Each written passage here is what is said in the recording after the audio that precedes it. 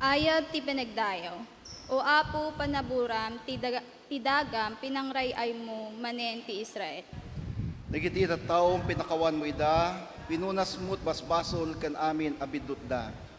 Pinagbaaw mo, naninmimimpinsan ti pungtot ken ungat mo kadakwada. O Diyos, ang mangisalakan kada kami, lipatam ka din tiguram kat talyawan na kami. Agnanayon kadi akapungtot na kami, dinto kadi agpatingan ti unget mo. Papigsahan na kami at taom, kat itay dayaw da kanto. Iparang mo kadi ti di agbalibaliw nga ayat mo. O apo, tulungan na kami tapno may salakan na kami. Dengdenggek ti sasawam ti Apo a Dios. Ikarina nga itad ti talna kada tayo tatao na, no di tayo sublya nagiti manamaag nga aramid tayo. Pudno asig sasagana amang isalakan kadagiti agraem ken kuana ket agtalina ito ti dayag na iti daga tayo. Agmay santo sa jay tayat kanti nakpudno, kat agtipon to ti kinilintag kanti kapya. Agpanganton to ti kinapudno ti tao manipod ditoy daga. Ket ti kinalinteg ti Dios tumawan na wagto manipod lang.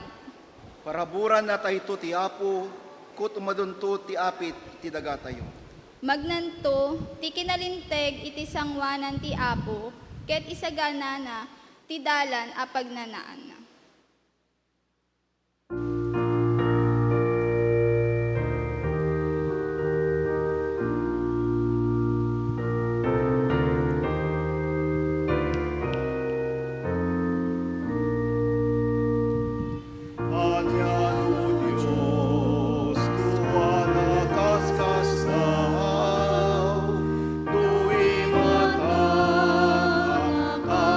Pinaswa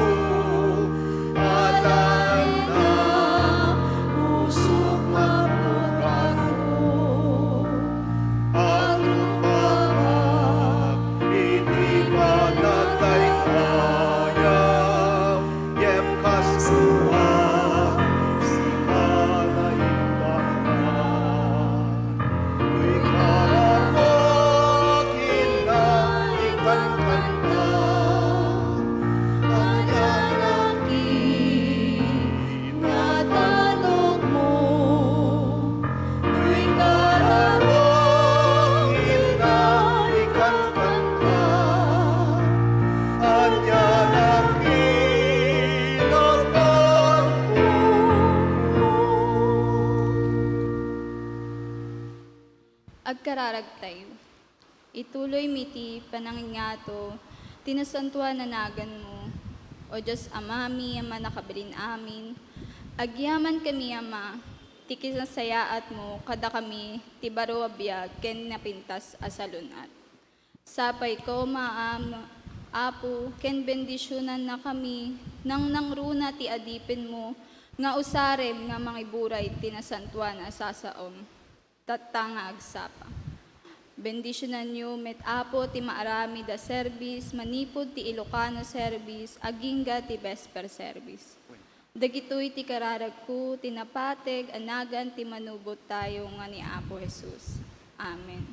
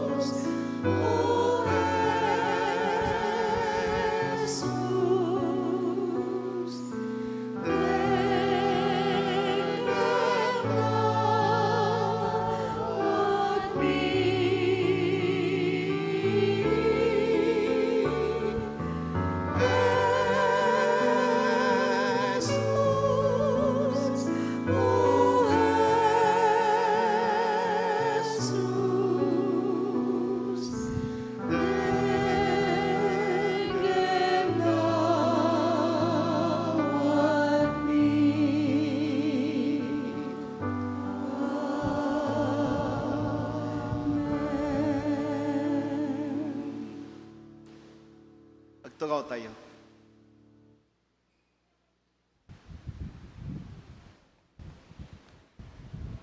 Good morning! Yun. Nakakamiss yung ganong sagot eh. Naimbagagsapa kada tami kakabsat. Welcome to Nax United Methodist Church, Ilocano Fellowship, and Ilocano Worship. Kakabsat, adda sumagmamano apakamu kada tayo, there are some announcements. Muna, i-welcome tayo man. Ti inunaan mi. Ngam kasla siya mo tinauna. ni manong mi, ni Jonathan Galinato, da dito ita.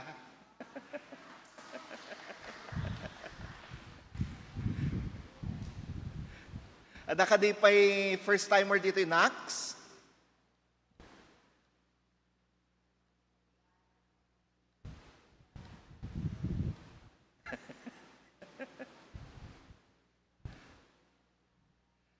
Yes. Sander, sino yung first timer na kasama natin? Yung magandang kasama nyo dyan?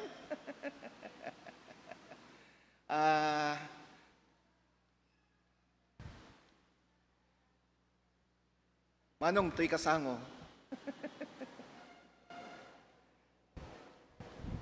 Yan.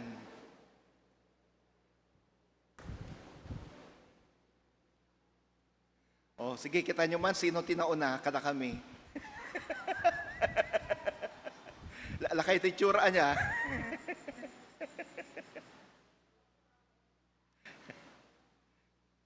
Sino pa po? Sige, habang nandyan sila, tinatawagan na rin natin lahat ng mga birthday celebrators sa linggong ito. We have Jocelyn de Armas. Oh, si Kuya Samuel Cadiente. Janilyn Domingo. Stacy Lorraine Drilon. Andyan ba si Stacy? Vianney Corpus. Perlita Domingo. Rufino Capol. Lex Glenn Lau. Erin Genesis Garcia. Ruel Jai Lemmy. Johaita Gumagay. Fe Jenna Rubio. Edwin Eroles, Roberto de la Rosa, Emilita Chu, Shalom Kinsayas, and Iris Kimberly Soriano. Meron pa po bang ibang birthday celebrators dyan na hindi ko nabanggit? Wala po ba?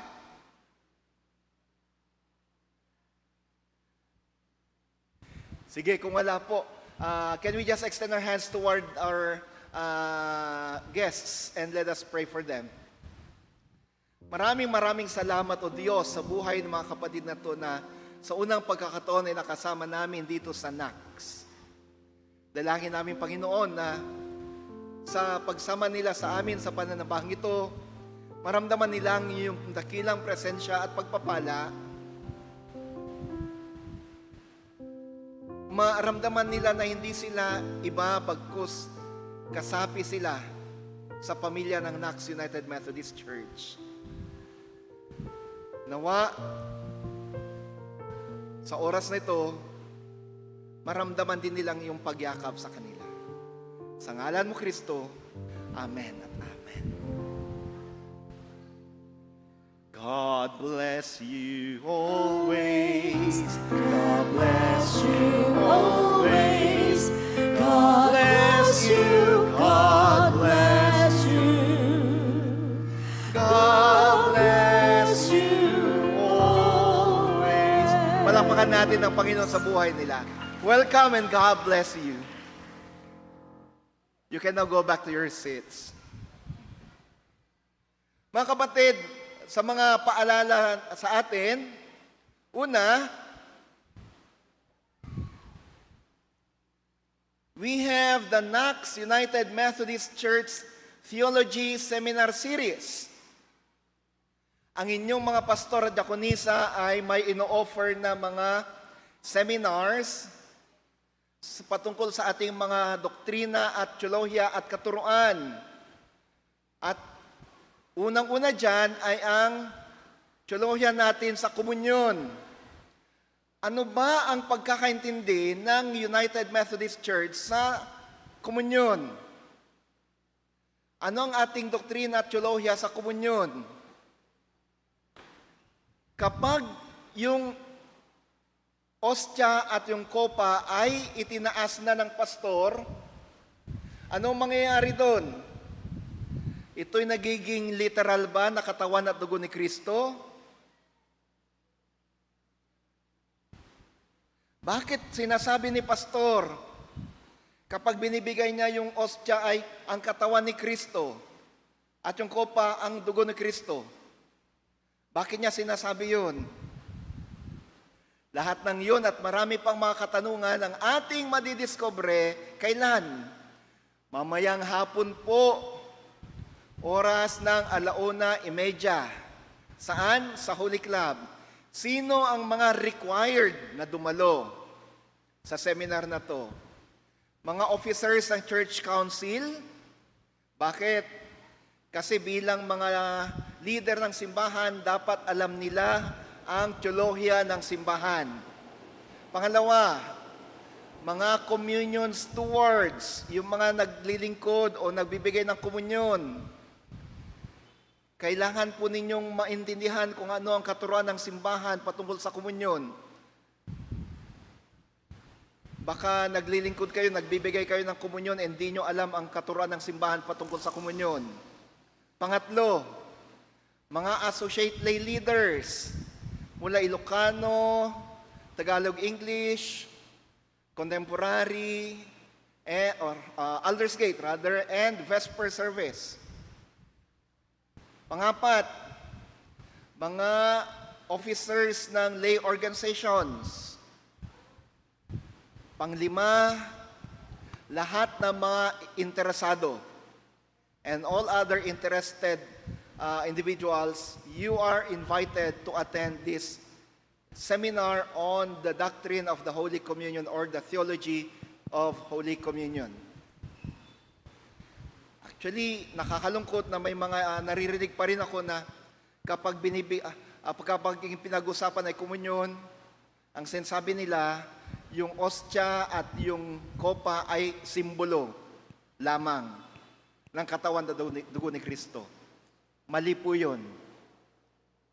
In the Holy Communion, the bread and the cup are not just symbols. The bread and the cup, the bread is the body of Christ, the cup contains the blood of Christ. Pero paano? Yun ang madidiscover natin mamayang hapon. At sa sunod na linggo naman, ang teolohiya ng Simbahang Metodista patungkol sa binyag. Bakit nga ba tayo nagbibinyag ng mga bata? Pwede po bang binyagan yung mga sanggol na patay na? Yung bagong panganak pero namatay, pwede po bang binyagan yon? Pwede po bang magpabinyag ako para sa mga ninuno ko na hindi Kristiyano noon upang sa ganun ay maging Kristiyano sila? Lahat ng mga yan ay sasagutin natin next Sunday sa seminar on the United Methodist Church Theology and Understanding of Baptism. At sa August 11, ito naman, Theology of Worship. Paano nga ba mamuno o manguna sa pagsamba? Ano ba ang dapat gawin ng liturgies? Ushers, communion stewards, paano ba dapat gumalaw ang choir, ang praise and worship leaders, ang acolytes at iba pa. Yun ang mga papag-aralan natin sa August 11. So, ito at marami pang mga nakaabang na mga seminars and theology seminars ang ating gagawin sa taong ito. Bakit natin kailangan gawin ang mga to? We need to understand the things that we do in the church. Darating din tayo sa seminar kung paano gumawa at i-deliver ang sermon. Paano nga ba gumawa ng sermon? Paano ba mag-deliver ng sermon? Meron din tayong seminar kung paano ba magturo ng Bible study. Paano ba at ano ba dapat ang ginagawa ng kasapi ng visiting team?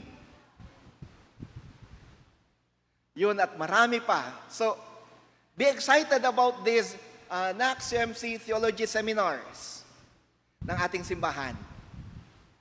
Again, ang aming panalangin ay sana habang naintindihan natin ang ating mga ginagawa sa simbahan, lalo tayong mananatili na tapat kay Kristo sa pamamagitan ng United Methodist Church at mananatiling alagad ni Kristo. Pangalawa po sa ating announcements, ang ating pong adjourned session ng Northwest Metro Manila District ay magaganap dito sa ating simbahan sa Sabado. So, ipanalangin po natin ang adjourned session ng ating distrito ay sa Sabado na po, dito rin sa ating simbahan gagawin. 8:00 po na umaga ang simula. At para sa iba pang mga announcements, antabayan po natin ang ating mga Facebook accounts at YouTube page, pati na po yung ating mga chat groups.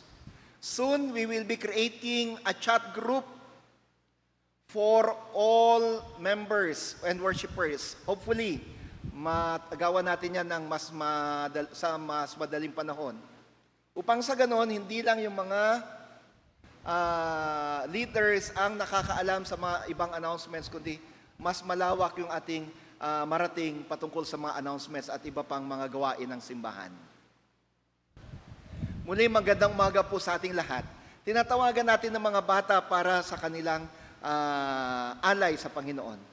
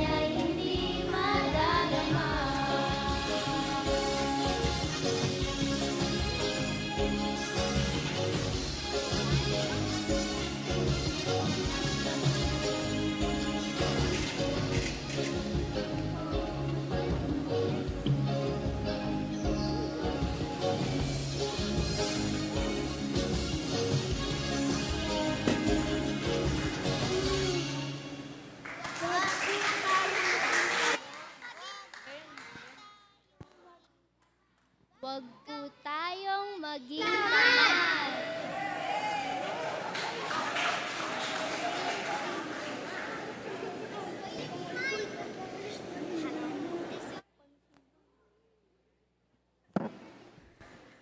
Thank you, kids. Narinig po ninyo yon? Huwag po tayong maging tamad. Sino pong tamad dito?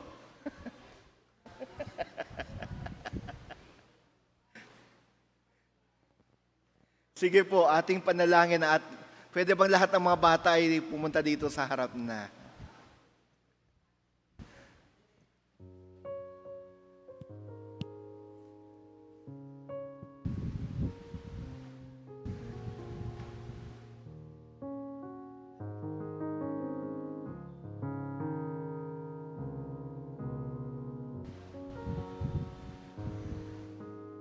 Sige, tayo po'y manalangin. Maraming salamat, Panginoon, sa buhay ng mga batang ito. Dalangin namin ngayon na sila'y patuloy mong bantayan.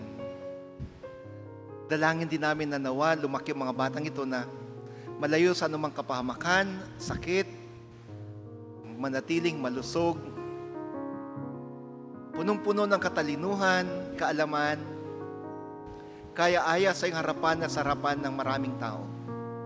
Tulungan mo sila sa kanilang pag-aaral. Sa darating na pasukan, Panginoon, nawa sila'y laging excited sa paaralan. Tulungan mo sila sa anumang mga gawain sa loob ng tahanan at paaralan. Bantayan mo sila sa kanilang pagpunta, pagpasok at pag-uwi. Tulungan mo din kanilang mga magulang. Pagkaluban sila ng sapat na pangangailangan. May bigay nawa sa mga batang ito kung anong nararapat para sa kanila. Sa ngalan mo, Kristo. Amen at amen. Thank you, kids. Mga kapatid, pasukan na po. Kung kaya't 2 Sundays ago, nag-meeting po ang ating bagong gawa na scholarship committee ng simbahan.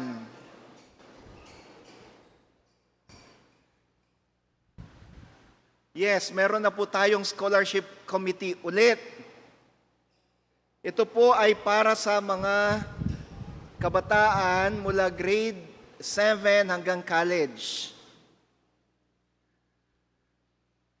Pero ano po ang scope ng scholarship committee natin?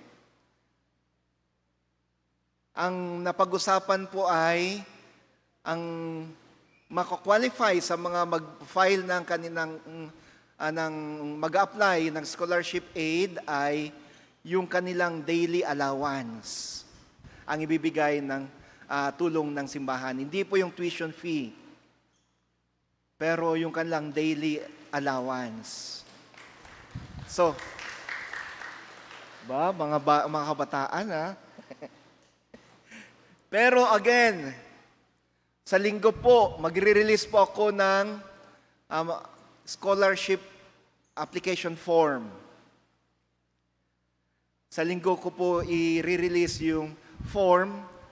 You can get the application form sa office, either sa akin or kay Teacher Ethel.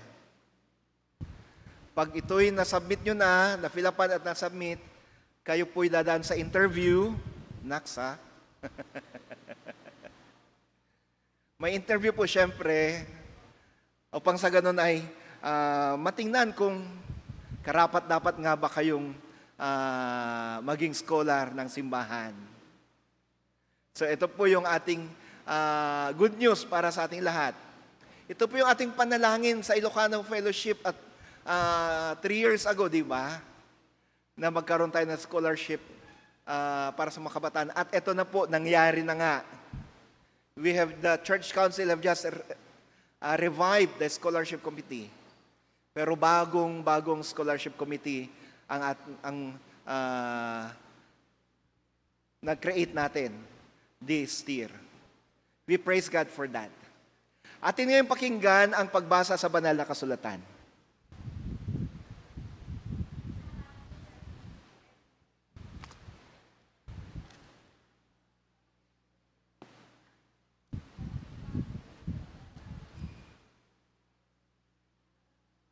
Barua tulag, Efeso, Kapitulo 3, versikulo 14, hanggang 21. Kastoy kinanana. Daytoy tigapuna, nga agparintumengka, iti sangwanan ti ama, paggapuan ti pudno, anagan ti tunggal familia, sa dilangit, ken ditoy daga. Iti kinabaknang ti Gloriana, dawatek nga ited na kada kayo, ti panakabalin babaen, iti espiritu na tapno bumilig, ti akin uneg, akin na tauyo. Agnaid ko maakananayon ni Kristo, iti puso yu, babaen, iti pamatiyo kenkwana. Ikararag ko, amay ramot, ken maipas de kayo, iti ayat. Tapno da kayo ken dagiti amin natataon ti Dios. Naanan anay ti panakaawatyo no kasano ti kadakel ken kauneg. Ti panagayat ni Kristo kada kayo when mapadasan nyo ko mano kasano ti panagayat na kada kayo. Nupay saan anaan anay amamuan tapno awan pagkurangan nyo, ken no kayo, iti na Diyosan agalat. Madaydayaw ko ti Diyos, ama kaaramid, iti nasursurok ngem ti dawaten, wenno panunoten tayo. Babaen, iti panakabalin nga, agtartrabaho kada kayo. Maipaay ko ken kuana ti dayaw, iti iglesia, ken ti dayaw ni Kristo Jesus, iti amin na tiyempo, ken iti agnanayon nga awan inggana. Amen. Ti sao ti Apo. Agyaman tayo, iti Diyos. Agtakder tayo ti panakaibas sa tinasantuan ng Ebanghelyo. Ti Ebanghelyo segun ket San Juan. Pagkatapos nito, tumawid si Jesus sa kabilang side ng Lake Galilee o Lake Tiberias. Sinusundan siya na napakaraming tao kasi nakita nila ang mga ginawa niyang himala nung nagpagaling siya ng mga may sakit. Umakyat si Jesus sa bundok at umupo kasama ang mga disciples niya. Malapit na noon ang piyesta ng Passover. Pagtingin ni Jesus sa paligid, nakita niyang maraming taong papalapit sa kanya. Sinabi ni Jesus kay Philip, "Saan tayo pwedeng bumili ng tinapay para ipakain sa mga taong ito?" Sinabi niya to para i-test si Philip, pero actually, alam na niya ang gagawin niya. Sumagot si Philip, "Naku, kahit bumili po tayo ng tinapay sa halagang 200 silver coins, hindi yun sapat para makakain ng kaunti ang bawat isa." Nagsalita si Andrew na isa sa mga disciples at kapatid ni Simon Peter. "Meron pong bata dito na may dalang 5 tinapay at 2 isda. Pero siguradong hindi ito kasya sa ganito karaming tao." Sinabi ni Jesus sa kanila, "Paupuin niyo mga tao." Madamo ang lugar na yon at umupo nga ang mga tao. Mga 5,000 na lalaki ang nandun. Kinuha ni Jesus ang tinapay, nagpasalamat sa Diyos, at dinistribute yun sa mga tao. Ganon din ang ginawa niya sa isda. Binigyan ang lahat hanggang mabusog sila. Nang makakain ng lahat, sinabi ni Jesus sa mga disciples, "Ipunin niyo ang mga natira para walang masayang." Kaya inipon nila ang mga natira ng mga tao at nakapuno sila ng 12 baskets. Nang makita ng mga tao ang ginawang himala ni Jesus, sinabi niya, "Siya nga ang prophet na dadating sa mundo." Naramdaman ni Jesus na pipilitin siya ng mga tao na maging hari. Kaya umalis siya at umakyat sa bundok ng mag-isa. Nung gabi na bumaba sa Lake Galilee ang mga disciples ni Jesus, sumakay sila sa bangka para tumawid sa kabilang side ng lake, papuntang Capernaum. Madilim na, Pero wala pa rin si Jesus. Lumakas ang hangin kaya lumaki ang mga alon. Nung nakalayo na ang mga disciples ng 5 to 6 kilometers mula sa pampang, nakita nilang naglalakad si Jesus sa ibabaw ng tubig at papalapit sa bangka. Kaya natakot sila. Sinabi ni Jesus, "Huwag kayong matakot. Ako to." Pinasakay nila si Jesus sa bangka at nakarating agad sila sa pupuntahan nila. Mga kapatid, ang ebanghelyo ng ating Panginoon. Madayaw Madayaw ka, ka, O Apo Apo Jesu Jesu Kristo. Mensahe ti kanta of Knox UMC Choir.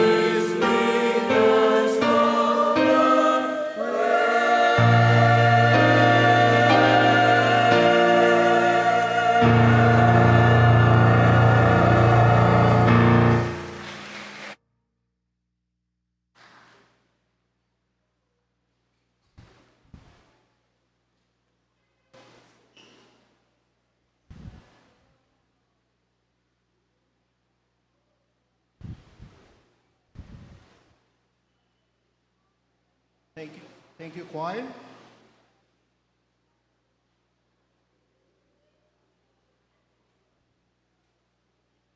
Good morning.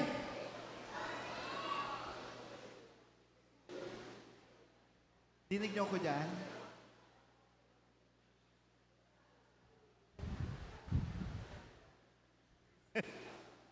Parang, parang ang lalim ng boses ko. Dinig ako sa likod. Maliwanag po. Friends, our gospel reading for today tells us of John's version of the feeding of the 5,000. Yung version ni Apostol Juan sa kwento ng pagpapakain ni Jesus sa 5,000 katao. At yung version ni John sa paglalakad ni Jesus sa ibabaw ng tubig. So, two miracles in a story. Dalawang milagro itong papag-usapan natin ngayon. Ano bang mensahe nito para sa atin? Una, tingnan muna natin. Binaba ko na yun, bahala na. Pumapahaba tayo. Anyway, alas 10 pa naman yung sunod na service eh. Ano kay June?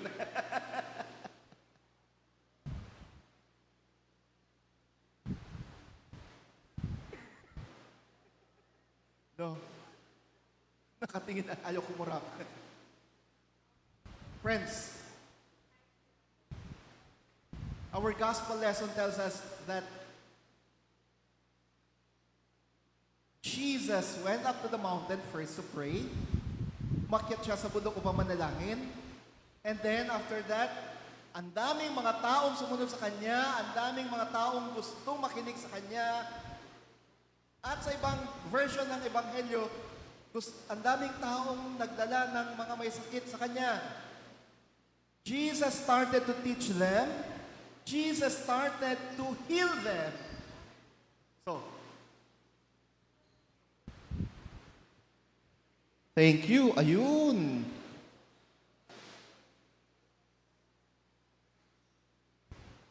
Nagturo si Jesus. Pinagaling ni Jesus yung mga may sakit. At dahil sa nawili yung mga tao sa pakikinig, nawili din si Jesus sa pagtuturo at pagpapagaling, nalimutan nila yung kanilang gutom. Minsan ganun tayo, di ba? Dahil sa marami tayong ginagawa at gusto natin yung ating ginagawa, di natin namamalayan, alas 2 or alas 3 na pala, di pa tayo nanananghalian. Hindi natin nararamdaman yung gutom natin. Nung nakita natin yung oras, naku, alas 3 na pala, saka lang natin mararamdaman yung gutom natin, saka palang kakalam yung sikmura natin. Tutunog.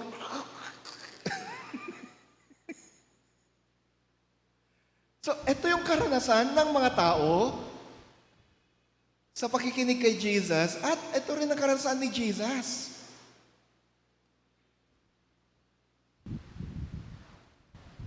Napansin ni Jesus, pero teka, lumipas na yung tanghalian.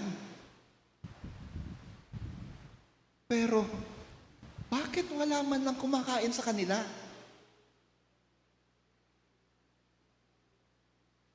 Kaya't sinabihan niya yung kanyang mga alagad, bili kayo ng kakainin nila. Sabi ni Philip, teacher naman, ang laki ng magagastos natin kapag bibili tayo ng pagkain para sa lahat. Imagine niyo po, 5,000 yan. O mas mahigit pa. At kahit na may pambili tayo, wala po tayong mabibilhan ng pagkain para sa 5,000 katao sa oras nito.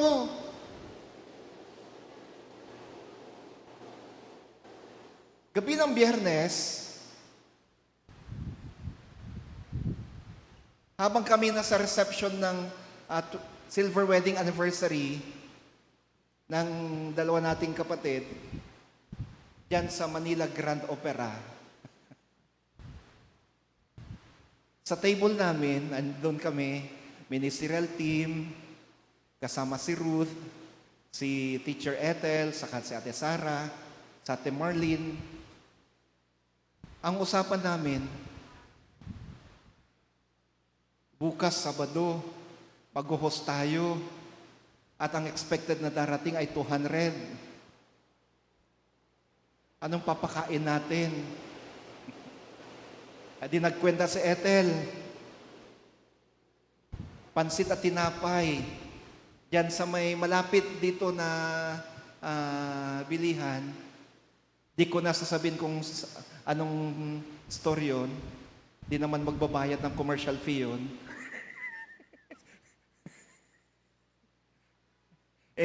Ang presyo ng isang pack para sa isang tao, 140.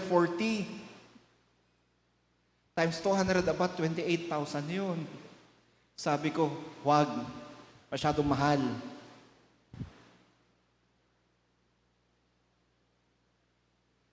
Kung 140 ang isa, tingin ka na lang sa Jollibee. Yung 2 pieces burger steak. Ay, bigla ako nagsabi na sana mapanood at magbayad sila ng advertisement fee. 2 pieces burger steak. Mas mura pa yun. May drinks na rin yun. Ako kasi mga kapatid, Ilocano eh. Ang tinitingnan ko ay kung paano makatipid. Buti nga 2 pieces ang sinabi ko, hindi 1 piece eh.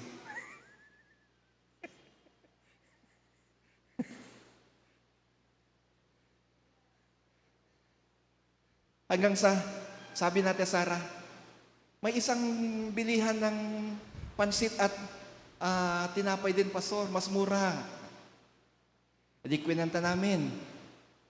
Ang presyo ng isa ay 69 kung isang tinapay lang ang kasama, 70 something kapag dalawang tinapay. O mas mura pa rin yun kasi 140.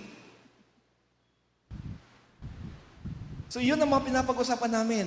Paano natin pakakainin ang 200 na tao? Kinaumagahan, ang aga kong minessage si Teacher Ethel. Teacher Ethel, kako, nakapag-order ka na ba? Kasi imposibleng makakaluto sila kagad ng para sa 200 katao. Sabi ni Teacher Ethel, Pastor, ang gusto ni Kuya Jun ay yung nakabilao na lang na pansit, tapos tinapay. O sige. Ayun nga, kahapon, ang pagkain ng mga delegado, mga dumating ay pansit at tinapay. Pansit at pandesal. And, mind you, sobra-sobra pa. Sobra-sobra yung pagkain. Saktong-sakto yung karansan natin kahapon sa ating leksyon ngayong araw na to. We were so worried on Friday night kung paano pakainin ng mga taong darating, pero kinaumagahan nawala yung pag-aalala. Bakit? Sobra pa yung naihanda.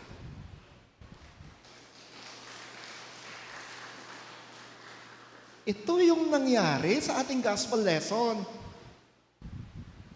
Nag-aalala ang mga alagad kung saan sila kukuha ng ipapakain nila sa 5,000 na tao o mahigit pa. Kasi sabi ni Jesus, pakainin natin sila. Aba, ang laki ng gastos nun. Sabi ng isa. At saka kahit na meron tayong pera, sapat na pera, wala tayong mabibilhan ng sapat na pagkain para sa gantong bilang. Pero sabi ni Jesus, no, pakainin natin sila. Nagkabot siguro ng ulo yung mga alagad, pero si Jesus alam na niya kung anong gagawin niya. Yun ang nasa text natin. Tapos si Andres, isa sa mga disciples ni Jesus, dinala niya kay Jesus yung isang batang lalaki. Sabi niya, "Teacher, mayroong pong batang lalaki dito. May dalang baon at gusto niyang i-share sa iyo." Ang dala niyang baon ay 5 tinapay at 2 daing na isda. 5 tinapay at 2 dried fish.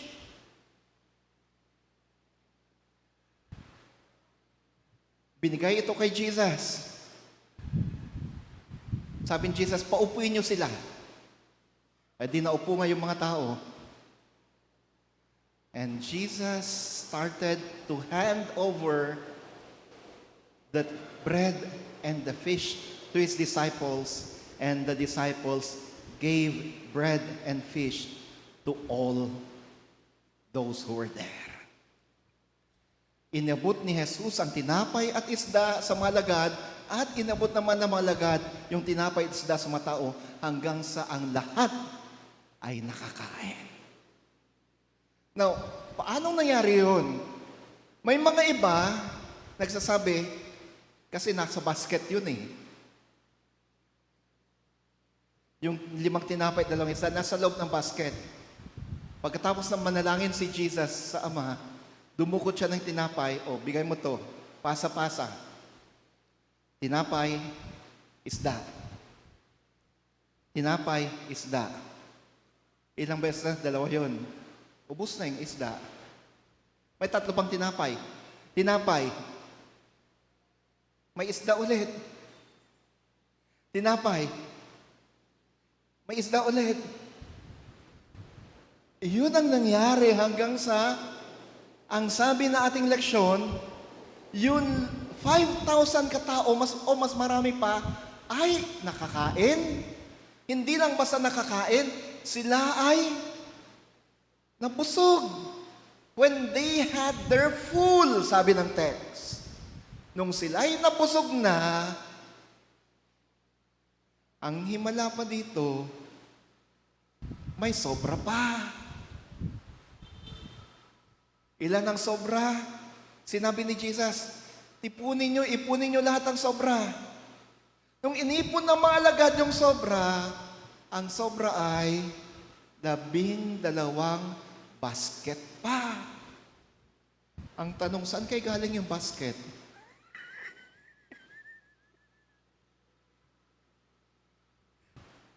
12 basket pa. Okay, anong mensahe nito para sa atin? Una-una mga kapatid, Jesus cares for our daily needs. Si Jesus ay may concern sa atin kung kaya't gusto niyang ang ating pang-araw-araw na pangangailangan ay kanyang matugon. Jesus cares even your meal. Ayaw ni Jesus na tayo'y magkulang. Ayaw ni Jesus na ang lahat ng kanyang mga alagad ay magkulang.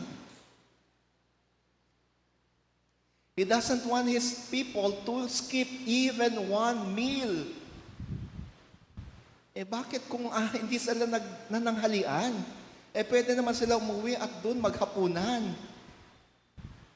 Pero sabi ni Jesus, hindi. Dapat kompleto yung kanyang pagkain. Hindi lang dapat yung kakain sila pag uwi ng hapunan. No. Jesus wants us to have our complete meal. Jesus wants you to be full. Ayaw ni Jesus na ikay magkulang.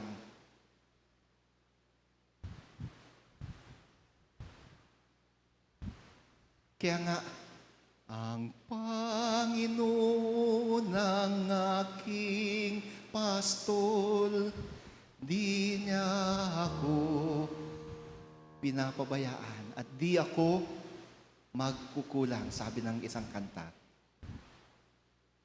The Lord is my shepherd, I shall not want. Or yung ibang version, the Lord is my shepherd, I lack nothing.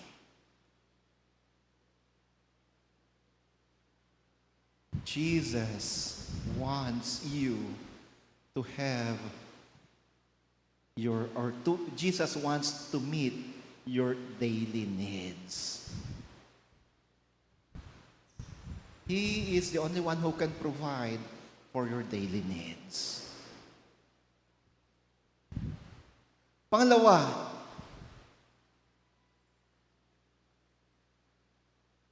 when He provides your daily needs, take note of this. He will not only provide your daily needs, He provides it in abundance. Hindi lang niya basta ibibigay ang iyong pangangailangan, ang kanyang ibibigay pa ay sobra-sobra. Sige nga po, sabihin nyo, sobra-sobra.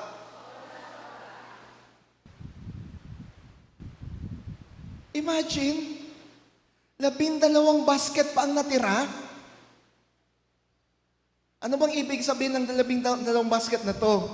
Sabi ng iba, the 12 baskets symbolize the 12 tribes of Israel. Anong ibig sabihin nito? Wala pong pinipili ang Diyos kung sino ang tatanggap ng pagpapala at hindi. Ang gusto ng Panginoon, lahat tumanggap ng pagpapala. Ang gusto ng Panginoon, lahat tumanggap ng blessing. Hindi lang yung mga laging nananalangin. Hindi lang yung mga laging nasa simbahan. He wants everybody to receive blessing. Pero syempre, mas na tumatanggap at mas na pinagpapala yung mga laging nasa Kanya. Sabi nga ng Biblia, kapag umulan, hindi lang naman po yung lupain ng mga matatapat ang inuulan. Alangan naman na nasa isang lupa tayo. Nasa isang rice field tayo. Si Ate Au, dahil tapat sa Diyos, inulan yung kanyang rice field at pwede na magtanim. Tapos ako, dahil hindi ako masyadong matapat, kahit magkatabi yung lupa namin, hindi inulan. Tapos, yung nasa harap ko, nasa likod, nasa side, inulan. Ako na nasa gitna, hindi. Hindi po pwede yun. Kapag nagbigay ng ulan ng Diyos, lahat.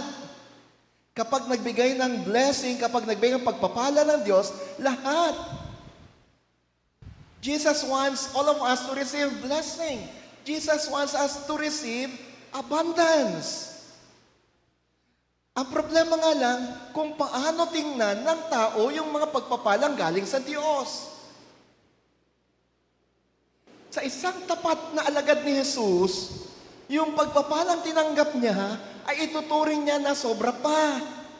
Pero sa isang tapat, o sa isang taong hindi tapat sa Diyos, yung pagpapalang tinanggap niya kahit na hindi siya karapat-dapat, para sa kanya, kulang pa.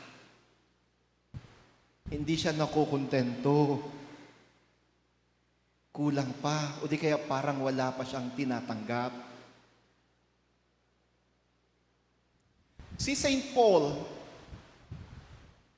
si San Pablo, sabi niya, wala na sigurong mas pinapaboran ng Diyos kundi ako. Bakit? Aba ipinaranas na sa akin ng Diyos ang makarating sa langit. Ipinaranas niya sa akin yung makita ang langit. Kaya't ako na sigurong pinakamapalad. Kaya lang may problema ako, sabi niya. Maya't maya, nararamdaman ko yung sakit may nararamdaman akong sakit. At kapag nararamdaman ko yun, Kapag nararamdaman ko yung kirot, nananalangin ako, Panginoon, pwede po bang tanggalin mo tong sakit na nararamdaman ko? And every time he prayed, natanggalin ng Diyos ni Jesus yung kirot, yung sakit na nararamdaman niya, alam niyong tugon ng Panginoon sa kanya? Sabi ni Jesus, "My grace is sufficient for you." Sapat na ang aking biyaya sa iyo. You don't need to be eased out from that pain. Hindi mo kailangang makawala mula sa sakit, sa kirot na nararamdaman mo. Isipin mo yung mga pagpapalang pinagkaloob ko sa iyo, sobra-sobra pa.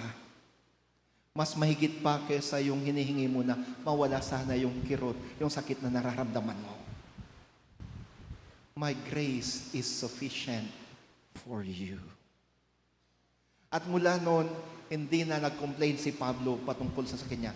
Actually, sabi ng iba, halos di na niya nararamdaman yung sakit, yung pain. All because, hindi yun ang focus niya. Hindi yun ang focus niya. Ang focus na niya ay yung biyaya, yung pagpapala na pinagkaloob sa kanya ng Diyos. Instead of focusing on the pain, instead of focusing on what is lacking from him, he focused on counting the blessings that he received.